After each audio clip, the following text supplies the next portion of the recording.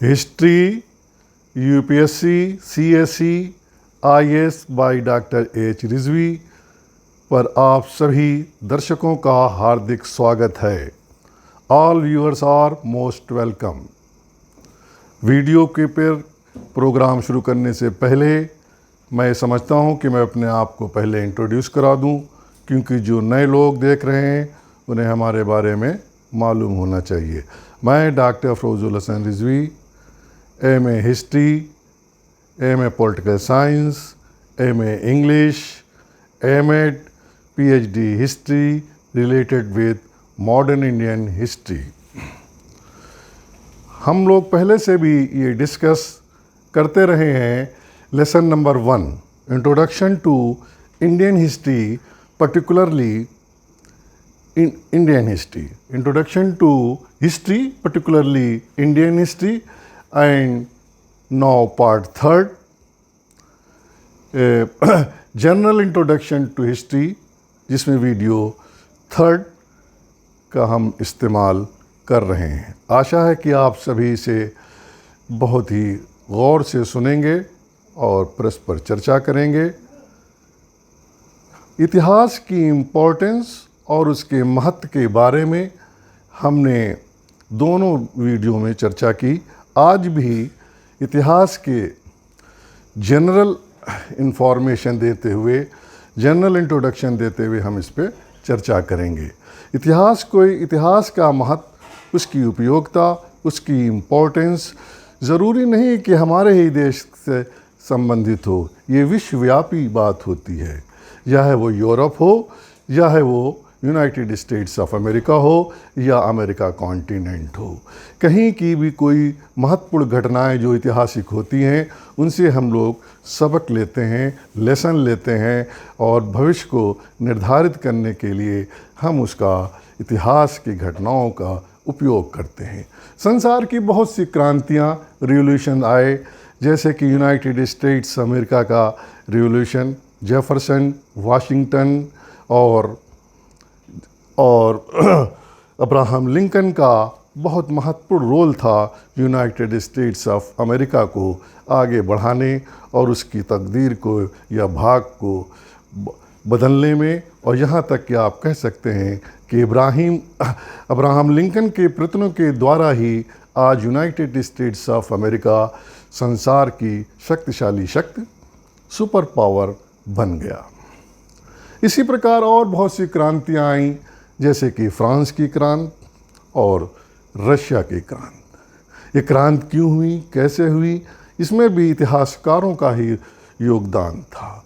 हम कम्युनिज्म की विचारधारा, जो विशेषकर रशिया की क्रांति में जिसने दिया, योगदान दिया, उसके बारे में चर्चा हम कर सकते हैं। बिस्मार्क नहीं, कार्ल मार्क्स ने एक साम्यवादी, साइंटिफिक साम्यवादी विचारधारा का उसने उस पर बहुत ही ज़्यादा काम किया।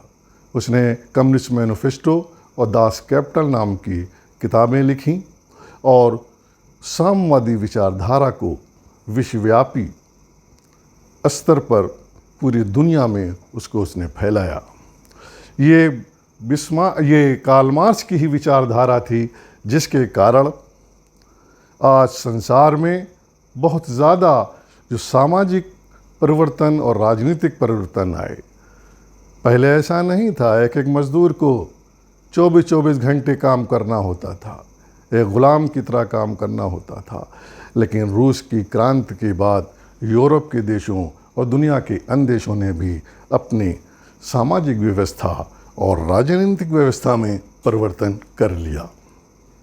तो ये भी इतिहास का ही एक बहुत बड़ा महत्वपूर्ण सबक है हमारे लिए कि हमने किस तरह इतिहास के बारे में जानते हैं, जिसमें किसका कंट्रीब्यूशन है। कार्ल मार्क्स का, फ्रेडरिक एंजिल, लेनिन और जोसेफ स्टॉलिन का। अब हम दूसरी और आगे बढ़ें तो ये जर्मनी का यूनिफिकेशन, जो संसार की घटनाओं को प्रभावित करता है। प्रिंस बिस्मार्क ने जब जर्मनी का यूनिफिकेशन किया तो उसने ब्लड एंड आयरन, रक्त और लौह की विचारधारा का अनुसरण किया। परिणाम यह हुआ कि फ्रांस के नेपोलियन III को उसने सीडान के मैदान में पराजित कर दिया और फ्रांस के एल्सास और लोरेंस नाम के प्रदेशों को उसने जर्मनी पे का कब्जा हो गया। ये वो आग थी जो विश्व युद्ध का कारण बना, प्रथम विश्व युद्ध का। और अगर प्रथम युद्ध ना होता तो प्रथम विश्व द्वितीय भी ना होता, यानी सेकेंड वर्ल्ड वॉर भी नहीं होता। और इस युद्ध में कितने लोग मारे गए, करोड़ों की तादाद में, और अथाह जनसाधारणों का नुकसान हुआ और बहुत ज़्यादा धनराशि का भी नुकसान हुआ। तो ऐसी घटना ना हो, हमें इससे सीखना चाहिए। हमें यहाँ ये भी सीखना होगा कि फासिज्म और नाजिज्म जिस तरह से जर्मनी और इटली में आगे बढ़ा, उसका परिणाम क्या हुआ? जर्मनी का विनाश, इटली का विनाश, करोड़ों आदमी उनके ही देश के इस विचारधारा के तहत मारे गए। तो इतिहास हमें यह भी बताता है कि ऐसी विचारधारा का अनुसरण करने से केवल विनाश का ही सामना करना होगा, कोई सही परिणाम नहीं निकलेगा। अंततः जर्मनी पूर्ण रूप से नष्ट हो गया, 2 हिस्सों में विभाजित हो गया और उसकी अर्थव्यवस्था और राजनीतिक व्यवस्था लगभग समाप्त हो गई। और इटली भी लगभग समाप्त हो गया। मुसोलिनी को किस तरह मारा गया, हिटलर ने उसकी दशा देखकर आत्महत्या कर ली। जापान पे एटम बम्स का इस्तेमाल हुआ और जापान आज भी सेना नहीं रख सकता है, एक गुलाम देश की तरह ही जीवित है, भले उसकी आर्थिक स्थिति बहुत अच्छी हो। तो ये सब तमाम बातें हैं जो हम इतिहास के अध्ययन से ही सीख सकते हैं, और ये सब चीज़ें हमें हिस्टोग्राफी से ही पता चलती हैं। Indira Gandhi national open university के एमए हिस्ट्री के क्लास में, MHI 3 में हिस्टोग्राफी में बहुत ही विस्तार पूर्वक पढ़ाया जाता है हिस्टोग्राफी। चाइना की हिस्टोग्राफी संसार की अन्य देशों की हिस्टोग्राफी से बहुत उच्च कोट की है। वहाँ 24 राजवंशों का इतिहास आज भी मौजूद है और हर वंश अब अपने पहले वाले वंश का इतिहास लिखाता था और उसकी गलतियों को सामने लाता था, जिससे कि उन गलतियों को दूर किया जा सके। और इतिहासकारों को इतनी आज़ादी थी और उनका ये कर्तव्य था कि वो सही घटनाओं को ही लिखें और सही घटनाओं की ही चर्चा करें। अगर वो अपने रास्ते से हट जाते तो वो सज़ा के, पनिशमेंट के लायक भी हुआ करते थे। ये एक विचाराधीन एक लंबा सब्जेक्ट है, समय आने पर हम इसकी चर्चा करेंगे। कन्फ्यूशियस की मॉरलिटी जो आज भी वहाँ की ब्यूरोक्रेसी या नौकरशाही पर प्रभावित करती है, वहाँ की नौकरशाही जो ब्यूरोक्रेसी है वो भी संसार की उच्च कोट की ब्यूरोक्रेसी है जिनका चयन होता है। तो धीरे धीरे हम जब इतिहास की ओर आगे बढ़ते हैं तो ये हमें पता चलता है कि इतिहास की घटनाएं अपने ही लिए ही, अपने देश के लिए, अपने परिवार के लिए, संसार के लिए, ये मानवजात के लिए इतिहास की घटनाओं से सीखना आवश्यक है। इतिहास में से ये भी मालूम होता है कि संसार की जिन घटनाओं ने संसार के लोगों को, जनसाधारण को प्रभावित किया, वो ज़्यादातर इतिहास के बड़े ज्ञाता हुआ करते थे। फॉर एग्ज़ाम्पल हम ये भी बताएं कि भारत का टीपू सुल्तान जो मैसूर का शासक था, एक उच्चकोट का विद्वान था, इतिहास का ज्ञाता था, जबकि और देश, हमारे देश के और राजा महाराजा नवाब अंग्रेज़ों की यानी ईस्ट इंडिया कंपनी की सहायता कर रहे थे। लेकिन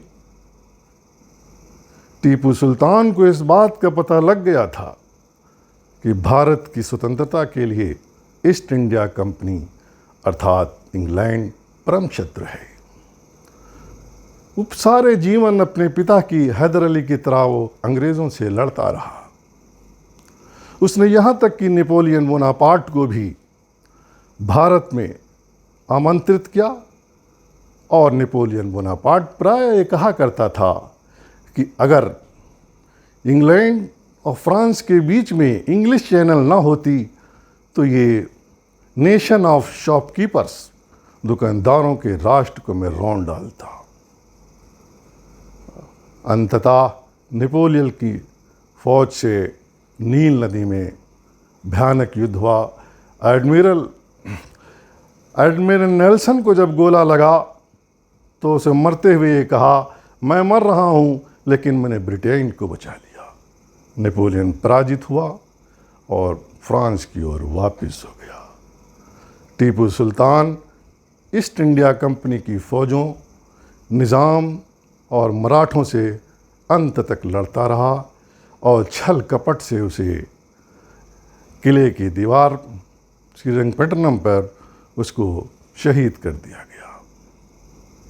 इतना ही नहीं, ब्रिटेन इतना खुश हुआ टीपू सुल्तान के मरने पर कि उसने एक दिन की नेशनल हॉलीडे डिक्लेयर कर दी इंग्लैंड कि आज वो दिन है कि हमारा सबसे बड़ा शत्रु मारा गया। अब हम पूरे हिंदुस्तान पे बहुत आसानी से कब्ज़ा कर लेंगे, इसका शोषण करेंगे, ऐसा इसको ग़ुलाम बना देंगे, इसका ऐसा आर्थिक शोषण करेंगे कि संसार में कोई दूसरी मिसाल न मिल सके। और ऐसा ही किया। इसको विशेष रूप से बहुत गहराई में जाने की आवश्यकता नहीं है, आवश्यकता पड़ने पर हम इसकी चर्चा करेंगे। फिर इसी तरह नेहरू के बारे में, जो हमारे देश के प्रधानमंत्री थे पंडित जवाहरलाल नेहरू, ये इतिहास के बड़े ज्ञाता थे। वो कहा करते थे